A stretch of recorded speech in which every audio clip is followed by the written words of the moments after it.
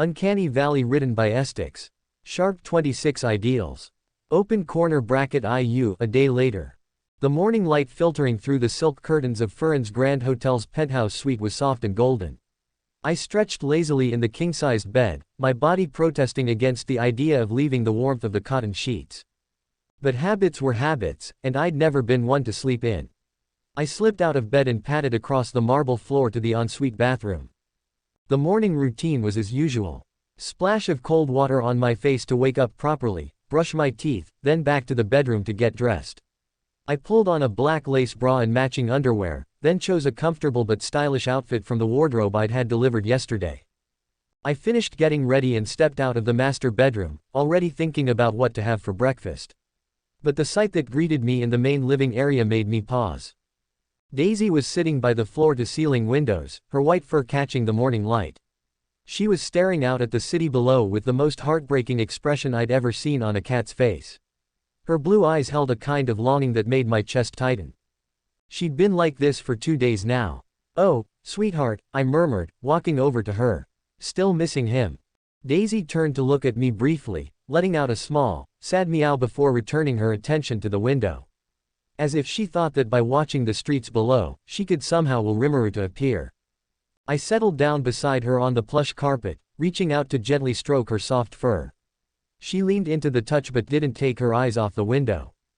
"He'll be back soon," I told her. "You know how he is. Always getting himself into trouble and then finding his way out of it. He wouldn't leave you here forever." Another small meow, this one even sadder than the last. I stayed with her for a few more minutes, just offering quiet comfort.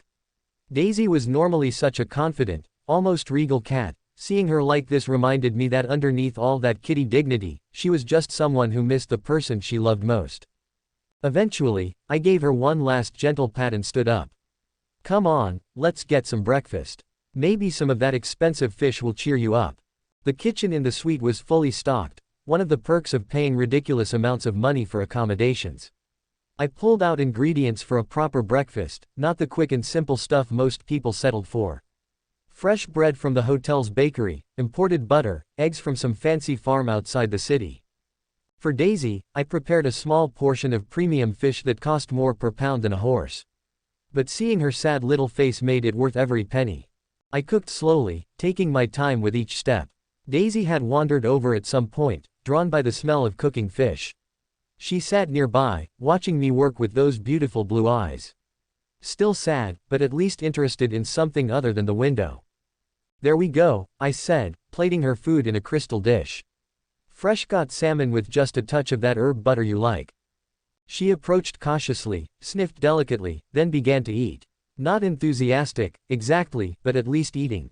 I prepared my own breakfast: scrambled eggs with truffle shavings, perfectly toasted bread with real butter, fresh fruit that had been flown in from some tropical paradise.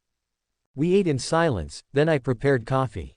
The suite's balcony overlooked the entire city of Furin, and I settled into one of the plush chairs with my cup, Daisy curling up on my lap.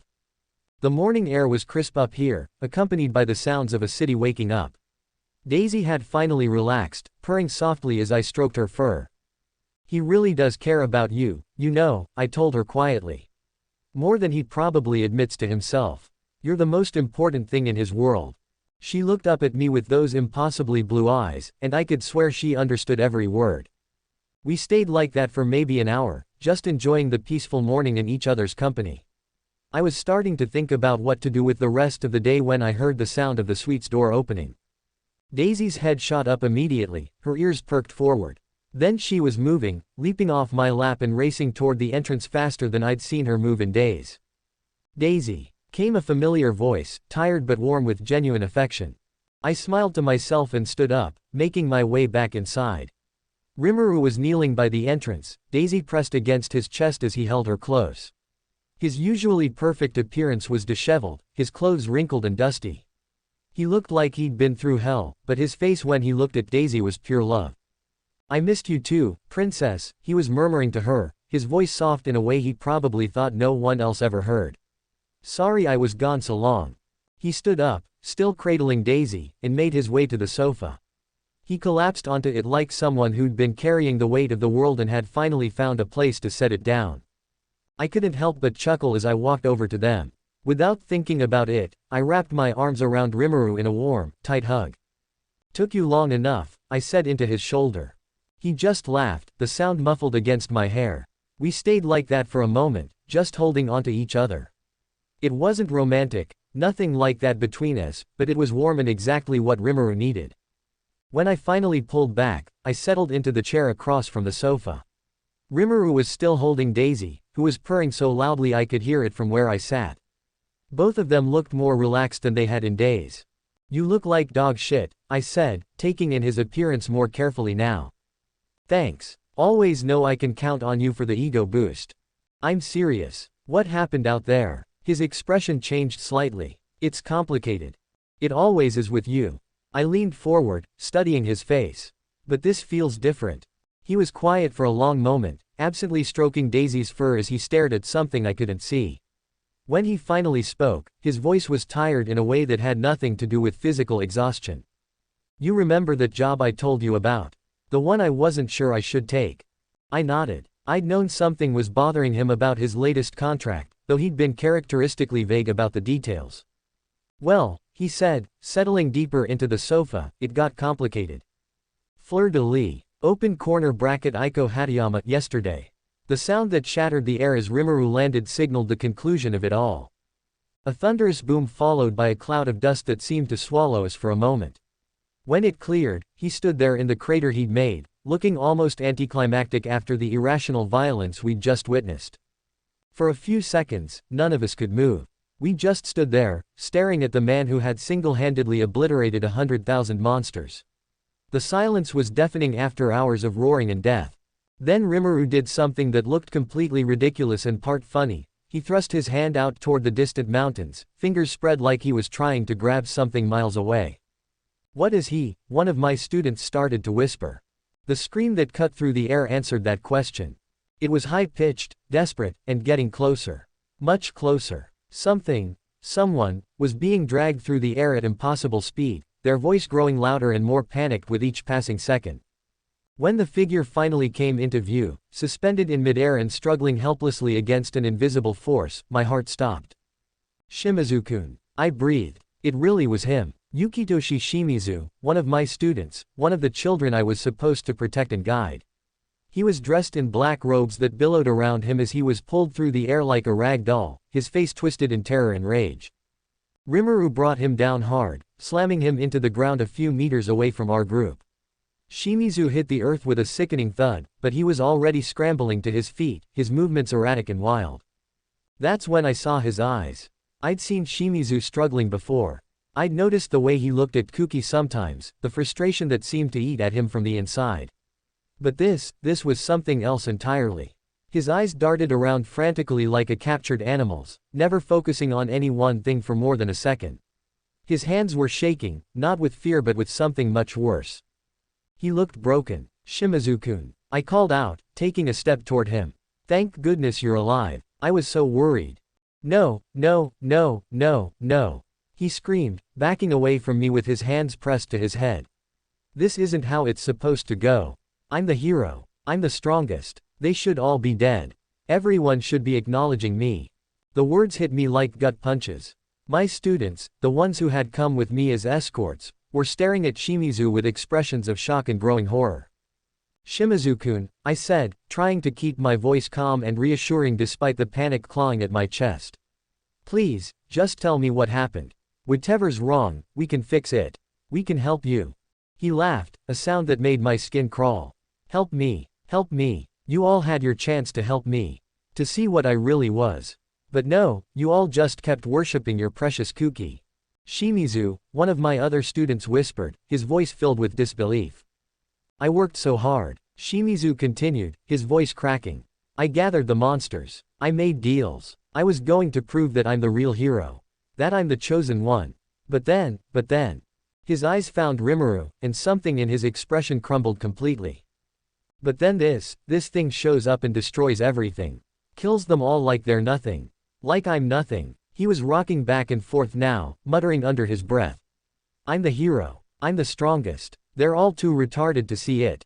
Kuki's not special. I am. I'm the chosen one. I'm the hero. I'm You cursed mother packers.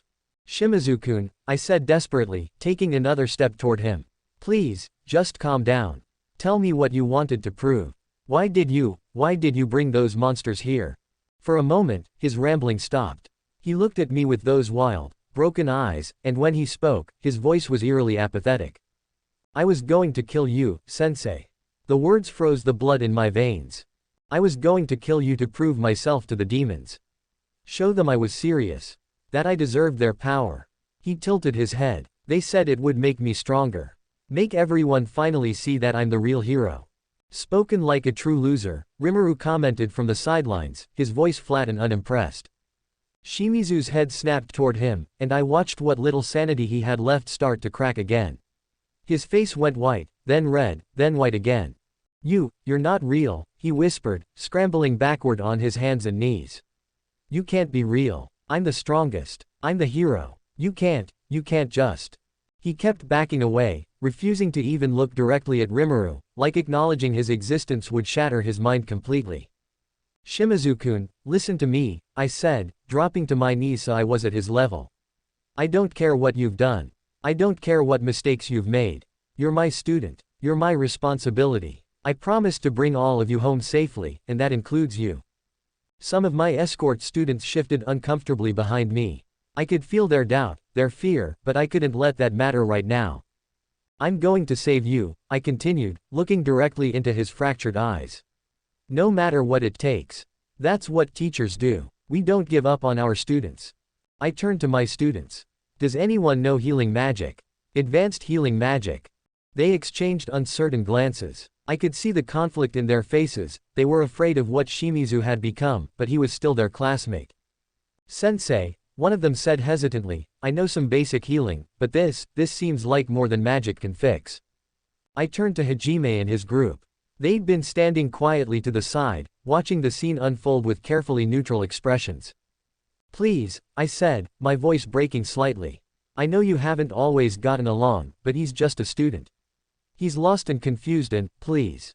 If there's anything you can do. Hajime looked at me for a long moment, his eye unreadable.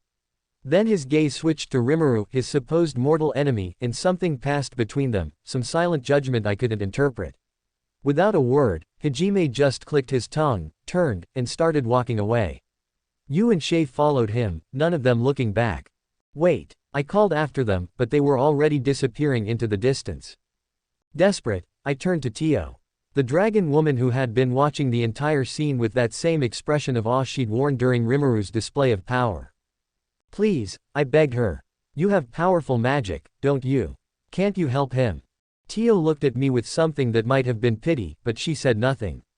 She just turned away, leaving me with my broken student and the man who had destroyed his army.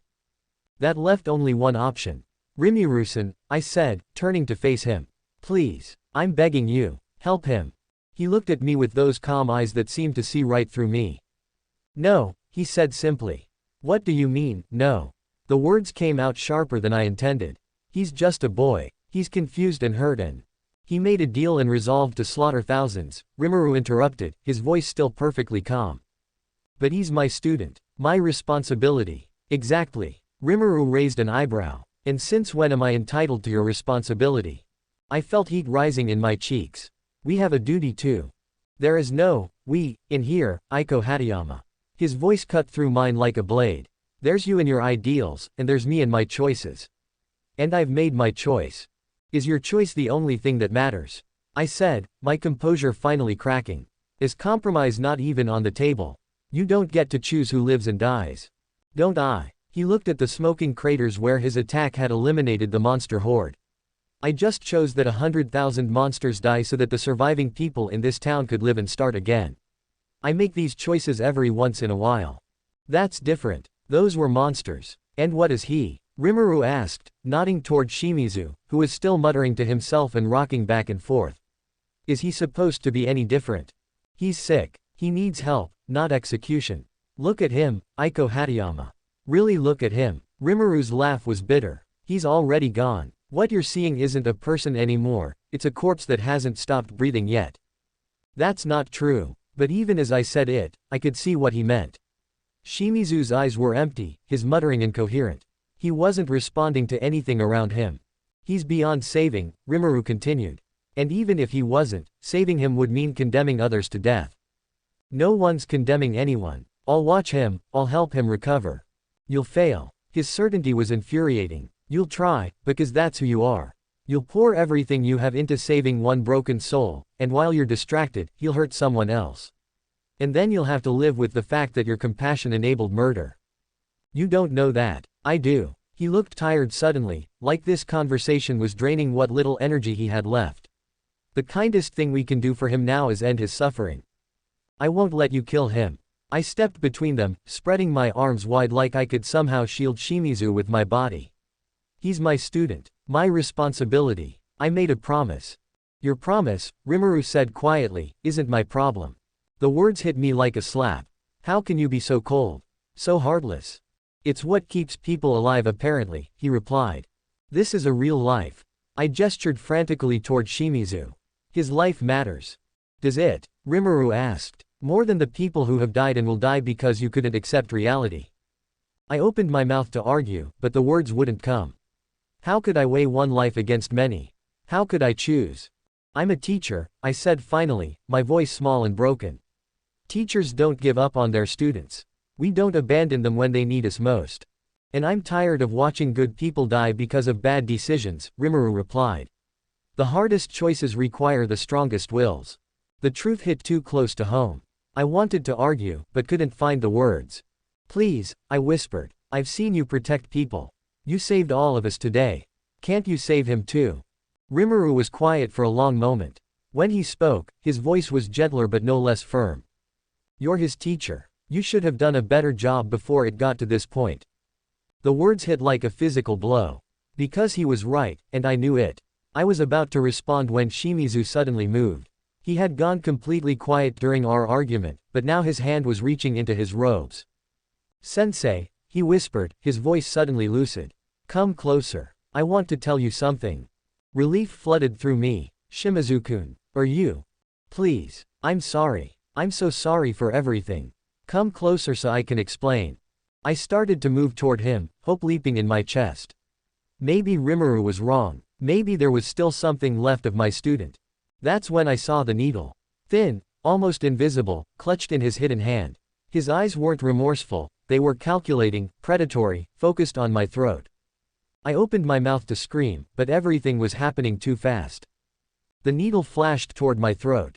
And then Shimizu's head simply wasn't there anymore. I blinked, confused. One moment he was lunging at me, and the next he was collapsing to the ground, blood pooling where his head should have been.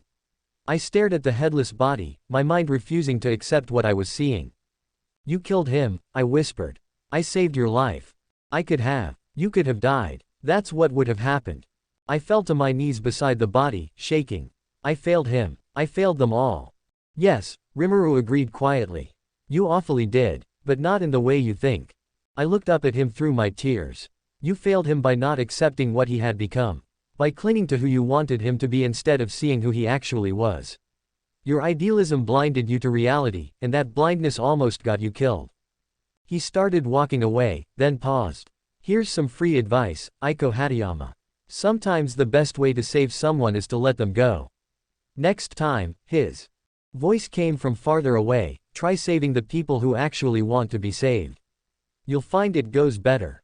He didn't pretend this was justice. He never really claimed righteousness. Only necessity. Somehow, that frustrated me more than anything else, since I wasn't sure I could live in a world where necessity outweighed mercy.